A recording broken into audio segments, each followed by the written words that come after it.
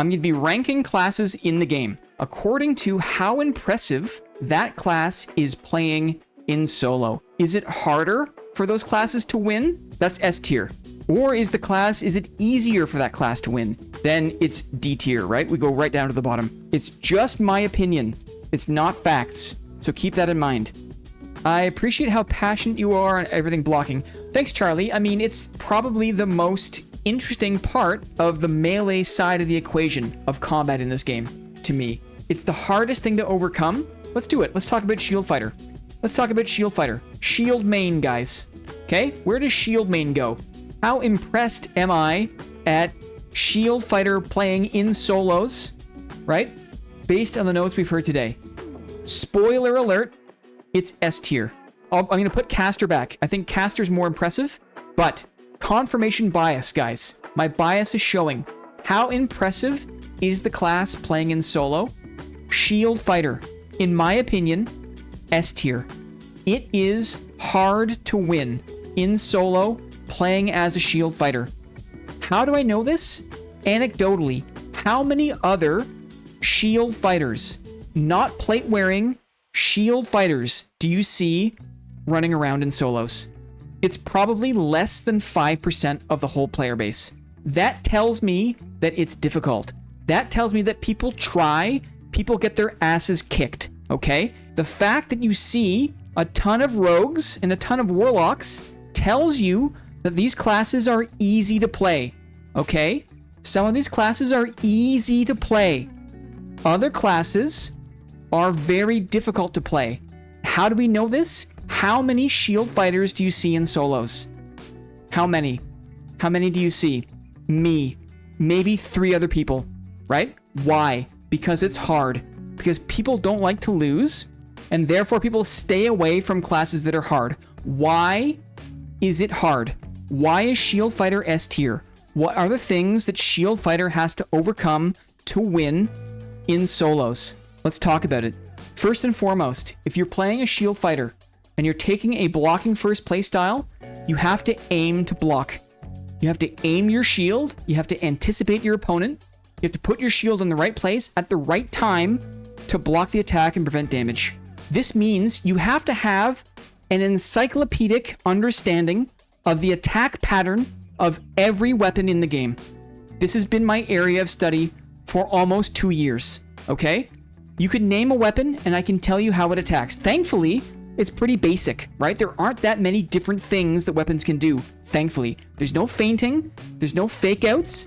The weapons just attack how they attack. Most opponents do regular attacks or do jumping attacks, so it's not that big of a deal, but still, if you want to try to block first and counterattack, you have to be able to anticipate the attack pattern of every weapon in the game. On top of that, you also have to overcome the atrocious amount of server desync in this game. These Temu servers, these basement budget, crappy ass Iron Mace servers, right, where they hide our pings because they don't want us to know that we actually have a ping of like 240 milliseconds, right, playing in our home region. Not only do you have to anticipate the attack pattern of your opponent, you have to put your shield there ahead of time. That is very difficult to do.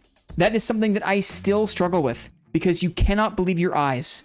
You cannot react with your eyes. You have to always be thinking 300 milliseconds ahead in time, okay? Because of that, it makes playing Shield Fighter in solos very difficult. It's why you don't see anyone doing it really. Also, what's another headwind? What's another thing Shield Fighters have to overcome? When you have your weapons out, you are slow, especially if you're holding a sword and a shield. If you have 2 weapons in your hands, you are slow. What is the most important stat in solos? Move speed. If you're trying to catch someone and do melee damage, and you have your weapons out, you are moving slower than they are. If you take a swing, you're moving even slower, okay? So almost the only way to overcome the move speed differential, to get the move speed boost you need, is to run counterattack and then use the extra move speed bonus from that successful block. You need to block first, even if you want to catch up to your opponent. One more thing I'll say, and that is the Shield Fighter, unlike other melee builds we've seen, I think, in my opinion, takes on more risk for no reward. a blocking first play style where you have to put yourself in harm's way to use your shield to block to prevent damage, what is your reward? Not one-shot damage. This is not a longsword riposte.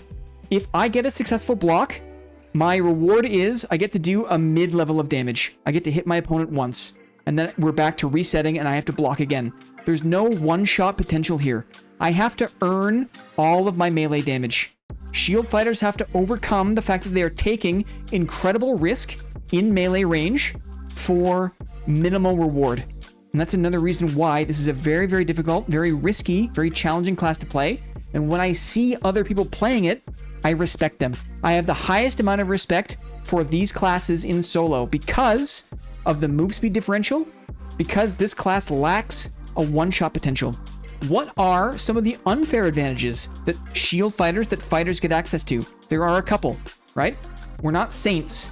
Fighter survivability. The fighter gets access to fighter skills and fighter perks that make them more survivable, including second wind.